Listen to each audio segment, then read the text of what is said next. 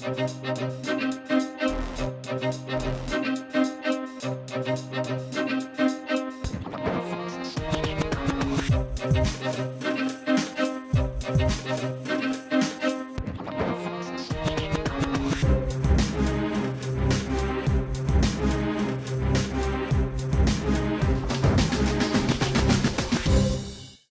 everyone and welcome to another episode of Protest and Promise. My name is Lisa Salazar and I'm the General Manager of the Youth Development Department. Every month we engage with members of the Olivia E. Mitchell LA City Youth Council, which is represented by all 15 council districts, on very important topics and themes relative to youth interest. It's my pleasure to announce that Youth Council members are here with us today for this very special segment recognizing April as National Child Abuse Prevention Month.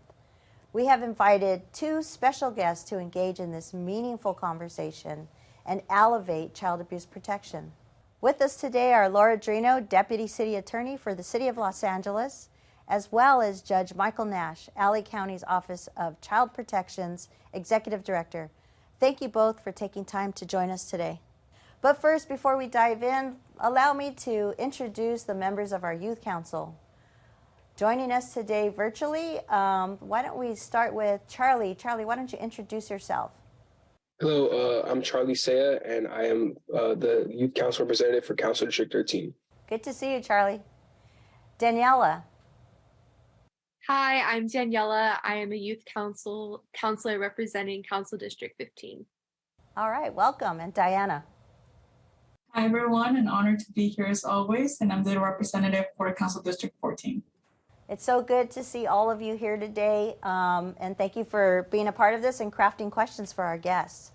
As the month of April begins to wrap up, we're shining a light on the importance of recognizing child abuse in different settings.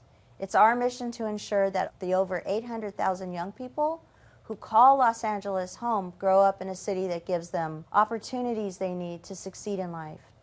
Having a safe place to call home is key to young people leading healthy and productive lives.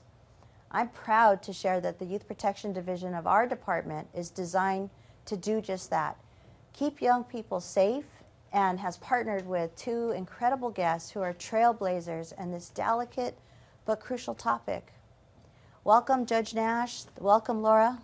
We'll start with some brief introductions. Our young people are always very curious about how our subject matter experts who are guests on the show have come to the positions that they're in now. So, Lara, if you wouldn't mind just sharing a little bit about your career pathway and how you got to your position here with the City Attorney's Office and why this topic is so important to you. Sure. Thank you, Lisa. When I went to college to be a social worker. That was my plan. Okay. I was a sociology major. And halfway through college, I met a woman who was a prosecutor in Los Angeles. I went to school in Santa Barbara. And she really made me realize that as a lawyer and even as a prosecutor, that I would have more power to affect change for women and kids. Okay. So I went to law school. I interned at the DA's office and the city attorney's office. And I have to say, at that time, the city attorney's office, I really enjoyed the environment, and the people there were more like-minded with me. And so I was lucky enough to, during a hiring freeze, I worked for free for many months because that was my dream job. Internship, okay. Internship that lasted after I passed the bar. And then eventually I was hired as soon as the hiring freeze was lifted. For 29 and a half years, I have worked at the office, and for 25 of those 29 years, I have exclusively worked in our family violence unit, prosecuting domestic violence and child abuse cases. For 14 years, I prosecuted child sex abuse cases. Wow. And now I'm the director of the Children Exposed to Violence unit. And part of that job is I created a program called the REACH Team that exists in South Los Angeles, and it's in Council District 15. Oh, wow. And Daniela. Also in Council District 8 and 9 now. Okay. We expanded, but we started in Watts, and then we've expanded into most of South LA at this point through grants. We're funded through grants. But what it is a partnership with LAPD and Children's Institute. And in our new grant, we've brought in another nonprofit that does mental health, Tessie Cleveland. And those two nonprofits do all the mental health counseling for our kids and our families. So when an incident happens, any violent incident, we started with gun violence, we expanded to all violence. What happens is LAPD calls us out to the scene. We have therapists and care coordinators that go to the scene and do crisis counseling for those kids that are affected directly or indirectly. And then we kind of wrap our arms around the whole family and try and make sure that their basic needs are being met so that we can continue with mental health counseling and wellness for the children and for the whole family. Wow. So we've been doing it since 2019, and the community has embraced us, and we have expanded into greater part of South Los Angeles. That's great. So your entire career is really centered around this particular topic. Yes, I've always been very passionate about kids, and I loved giving kids a voice in the courtroom when I was prosecuting cases, and then now I feel like I'm giving kids a voice in the community. Wow, that's really great. And a lot of times our young people are struggling with their major. I don't know if I should keep this major, I should change my major. So thank you for sharing kind of your career pathway, starting as a you said a sociology major. And then I added political science and did a double major, even though once I went to law school, I realized I didn't have to have a political science degree, but I double majored. All right. All right. Well, thank you for that. Thank you for that. Judge Nash. Hi there. Well, my family moved to Los Angeles when I was a youngster. And so I went to school here in Los Angeles all the way through my education. Graduated from Fairfax High School here in Los Angeles. Graduated undergrad from UCLA and did my law school at Loyola University here in Los Angeles. Following law school, I went to work for the State Attorney General's office in their criminal division, handling criminal appeals and criminal trials for over 10 years. And then I was appointed to the bench in 1985, a long time ago, and served for 30 years as a judge here in LA County. I spent 5 years doing criminal work, and the last 25 years of my career in the juvenile court. Now, everybody should understand that there's two parts to the juvenile court. There's the juvenile dependency court, which handles all cases of child abuse and neglect. And then there's the juvenile delinquency court, which handles cases where young people under the age of 18 are charged with various offenses. For 20 of the 25 years I spent in the juvenile court, I actually led the court either as supervising judge of the dependency court or presiding judge of the entire juvenile court system here in Los Angeles County. I retired in 2015, and in 2016, the Board of Supervisors hired me to become the executive director of the newly formed Office of Child Protection. Now, the question you want to know is, why have I done this work for so long? Yeah. And the answer is simple and really, quite frankly. When I was a prosecutor and a criminal court judge, one of the things I was good at was putting people in jail. And quite frankly, never got a lot of psychic, satisfaction from doing that. What really I enjoyed the most about being a judge was being able to work with people and help turn their lives around. So when I was assigned to the juvenile court in 1990, it was a match made in heaven, because the goal there is really to protect our nation's most important resource, our children, to preserve that resource and nurture it so that our children can grow up to live healthy, productive lives. Yep. Wow. Thank you for sharing that. And it's just work that is just so important, and your perspective on how you approach the work is just so valuable, because I think a lot of times people have misconceptions about about prosecutors and attorneys and judges and think that that's not what you're about. But you're both just have dedicated your careers to supporting young people and improving their lives. So thank you for the work that you do, and thank you for being here with us today. So we have, our youth council members have prepared some questions for you, and so we're going to jump right in. Okay. All right. Charlie raised his hand, so I think he has the first question. Yeah, I'll start us off. So obviously, child abuse falls under trauma and adverse childhood experiences. And recently, I just did a study in my one of my classes, peer counseling class, about ACEs. So ACEs stands for adverse childhood experiences. And the CDC and Kaiser actually did a study on it. And basically what it said is that ACEs, any like 1 or 2 or 3, the more you get, the more it actually affects you, not only mentally, like with your brain development, but physically as well. And it's actually shown in a study that if you experience at least one thing like just child abuse, you're almost twice as likely to get either heart disease or lung cancer. And along with that, there was this Dr. Nadine Burke-Harris, and she was up in Oakland. She was getting a lot of referrals for ADHD, but actually found out that those kids didn't have ADHD. They just had ACEs. They had one ACE, either that being child abuse or gun violence in their community, or any type of mental trauma that these kids had experienced, mental or physical, right? And so I was trying to figure out, I was obviously going to ask how to figure out if we can serve and ensure underserved children in underserved communities of color across the city and give them the support they need mentally and physically, along with their families. And obviously you already mentioned one of those support programs, which is I think your REACH program. So how could we take that citywide and make sure that like any kids in any underserved community are able to just reach out and be like, hey, like this happened in my household, I need help.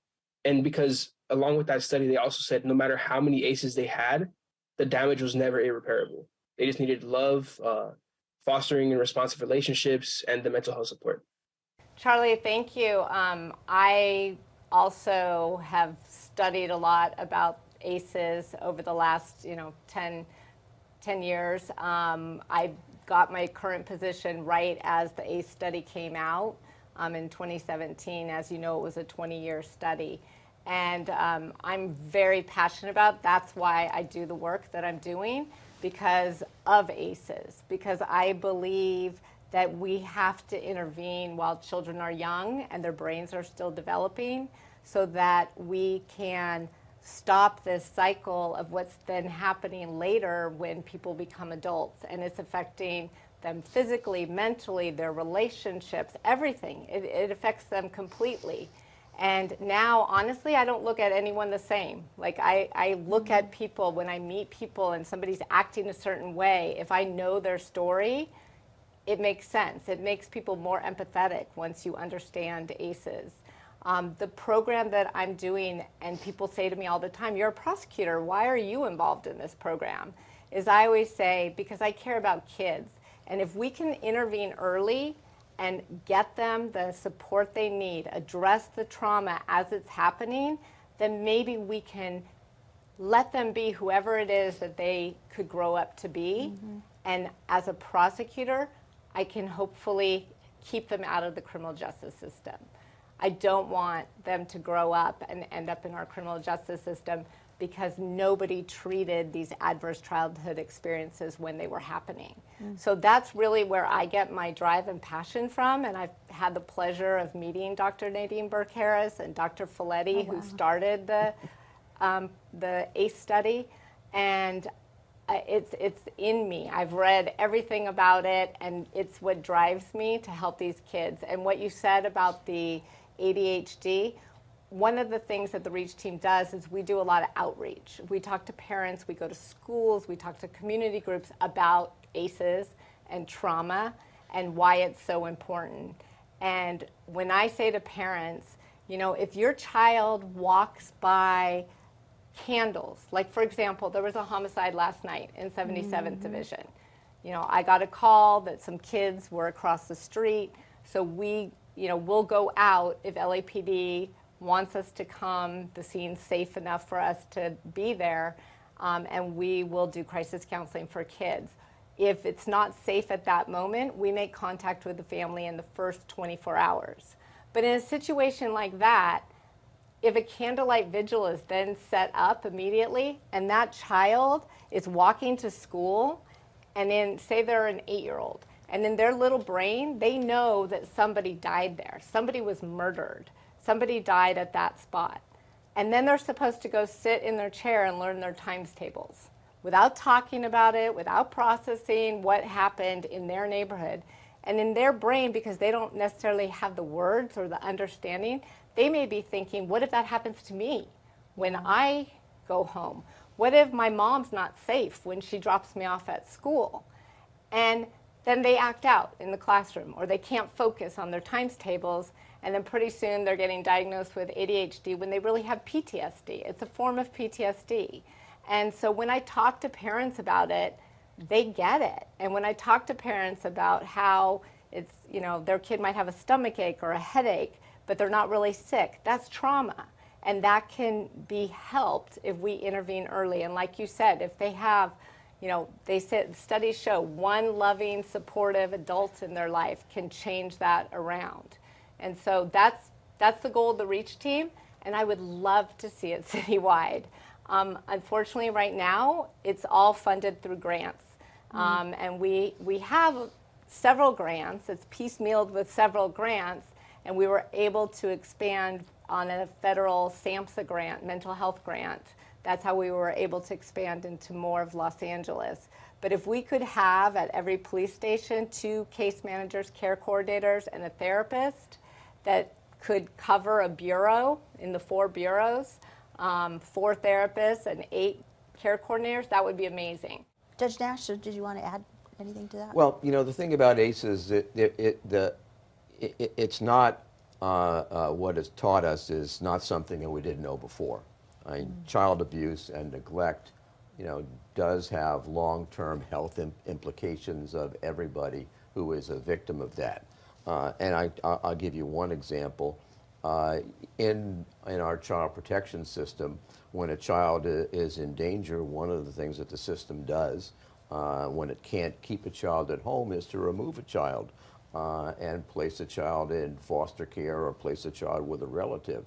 Well, we know that there are long-term studies that show that the long-term health outcomes for children who have been removed from their families and placed with strangers really have the worst outcomes. If they're placed with family members, the outcomes are 50% better, and if we can keep them at home, the outcomes are the best. So, you know, it's important to understand that. But let me give you a little story here about child abuse. When my daughter was young, my wife and I used to go to the mall every Friday night and let her run around and get food and go to the little kids store and, you know, pick up little kids books and so forth. And one time, my daughter and I were getting food, and my wife was off somewhere, and I was holding her hand, and I was paying for the food and putting it on the tray and getting ready to walk away, and she decided she wanted to run away, okay? And so I grabbed her, and I picked her up, and I was holding her under my arm and holding this tray of food, and suddenly, from some video that she was watching, she started yelling, "Help me! Somebody please help me!" And here I am struggling, you know, to keep her, you know, from running away and without dropping the food. And we got to our table and everything was fine. And some lady comes up to me and says, "You know, sir, you were awfully rough with that child."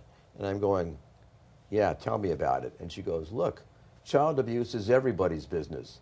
And I have to tell you, okay, I said to her, "Lady, you're absolutely right. You know, no question about that." And the bottom line is, it is everybody's business, okay? It's not just the business of judges, lawyers, social workers. It's the business of schools, teachers, neighbors. Everybody has a responsibility to report child abuse when they see it so that we can do everything possible to protect our children so they don't, they don't fall on the list of having these ACEs, which has this negative long-term impact on them. So, good question. everybody's business, and that includes our city workforce, Yes. our our librarians, our rec and park staff, our youth development department staff. I could go down the list of just city workforce that have daily direct contact with young people. So thank you for saying that. And Charlie, what a great question. Our youth council members, part of their role is to advise both the mayor and the city council, and they are all working on capstone projects to propose policy recommendations. I think we uncovered a lot here. So I have more questions for Charlie because he obviously did a lot of research, but we wanted to make sure to get to Diana. So Daniela, do you want to go next? Yeah, I actually have a question that kind of segues off of what we were saying. So we're talking about how child abuse and mistreatment obviously leads to a greater risk of mental health issues down the line. And so I want to know, what services can we offer to children who maybe are no longer in that immediate danger and we can't have that immediate response, or even once, they age out and they're no longer considered children, but they still have the impact of having child abuse. What can we do for those people? One thing that we can do is ensure that everybody has access to adequate medical care, because that's really the starting point. If you have access to medical care, then certainly you can, through that, obtain access to whatever mental health services out there. And as you probably know, as a society as a whole, we don't do a very good job of providing mental health care to anybody, quite frankly. And that also permeates our systems. It's a continuous challenge for us to make sure that kids and their parents who have issues have access to appropriate medical and mental health care. And unfortunately, there aren't enough resources to go around for everybody, and there are too often people spend too much time on waiting lists, or people are referred to services that aren't actually prepared to meet their needs. So it's an ongoing struggle for us in our child welfare and juvenile justice systems. Yes. Yeah, I couldn't agree more with Judge Nash. We don't do a good job in providing mental health services. People try and get a therapist and there's a 3-month waiting list, or they don't take insurance and they charge $200 an hour. That's not a system that works for everyone, and it should include anyone and everyone who wants mental health services. That's why in our program we brought in Tessie Cleveland that does adult mental health services plus families, and Children's Institute works with parents in the mental health world, but not specifically giving adults mental health counseling. A lot of families we come across, the adults realize that they've been traumatized as well, or they have childhood trauma, and so we are getting them into mental health services through Tessie Cleveland. But there has to be a lot more access here in Los Angeles. We have to have a lot of places, and there can't be a wait list. And right now, one of the struggles is hiring therapists. We have a shortage of therapists, or therapists who only want to do telehealth, and some people want to do their mental health services in person. So one beautiful thing about the two organizations that we're working with, they will meet the client where the client is at. Yep, meeting folks where they're at.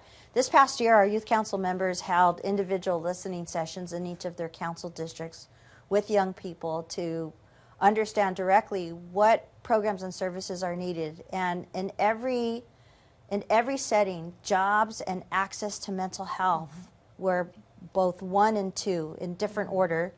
No matter how you disaggregate the data by age, by race, by socioeconomic status, by situation, access to mental health. And young people are even asking for non-clinical options. I mean, any kind. They don't want to go on a waiting list. They just want a safe space to talk about their struggles and, in a facilitated conversation. So, Daniela, great question. Thank you for that. Diana. Yes, thank you so much for all the information so far. And speaking about access as a whole, how can we make sure that children who maybe don't have access to the internet and maybe have been suffering from any type of abuse can get support outside of school? Well, that's a good question. That's a good question. Obviously, having more programs like this that can educate the public about what services are out there for particular needs that people have, I think is very important. I've spent a lot of time and energy over the years, working with the media, saying, look, people don't understand how our child protection system works. The good, the bad, and the ugly. Typically what we hear about is the ugly, okay? But I think, and I chide the media and say, you need to do more, whether it's the newspapers, whether it's the radio, whether it's TV. So one thing we can do is do a much better job of educating the public as to what's out there, and that, of course, includes our kids. And Diana, I think that one of the things is educating parents as well and figuring out ways to destigmatize mental health, particularly in the Black and brown communities. I mean, the joke is if you live on the West Side, it's like something's wrong with you if you don't have a therapist. But in the Black and brown communities, there's still that stigma. And so one of the things that I hope to accomplish this year, and I'm excited to meet you if you guys are interested in helping me with this, is to really engage the youth. Because the youth understands that it doesn't mean that you're crazy. It just means you need some support. You might need some extra help. You might just need somebody safe to talk to. And so I want to do a challenge, like a TikTok challenge or an Instagram challenge, and make videos and put it out that it's okay to not feel okay, or it's okay to ask for help. And so as to your question, I think what some of it is that we have to get the parents educated that when the kid is depressed, like clinically depressed and can't get out of bed, like they're not just being difficult. Like you don't need to hit them, you need to talk to them. They're not trying to be difficult. They have depression. And so I think the more education we can do with grown-ups and our next generation that will be parents one day, I think that's where we're going to make a difference. That's where we're going to really make a difference, is we have to keep talking about it. And I have to say, just in my own lifetime or my own being a mother, my kids are now adults, we've come so far, but we still have so far to go. Wow. There's a lot there. I mean, we know from Mayor Bass and from the county supervisors how important it is to be in communities and engaging directly with families, with parents, with young people. Not, like Diana said, not everybody is connected to social media or on the internet and whatnot. So I think that's something that our department is dedicated to doing, is to just being out there in those communities and educating folks. And young people are not stigmatized by asking for help for mental health. They are very vocal about it. But what they are asking for is exactly what you said. Can you help me talk to my parents, talk to my grandmother, talk to my auntie? Because when I say I'm having problems and I need access to mental health care, they just dismiss it as something else. It may be generational, a lot of things, but education really is key. So unfortunately, we are out of time.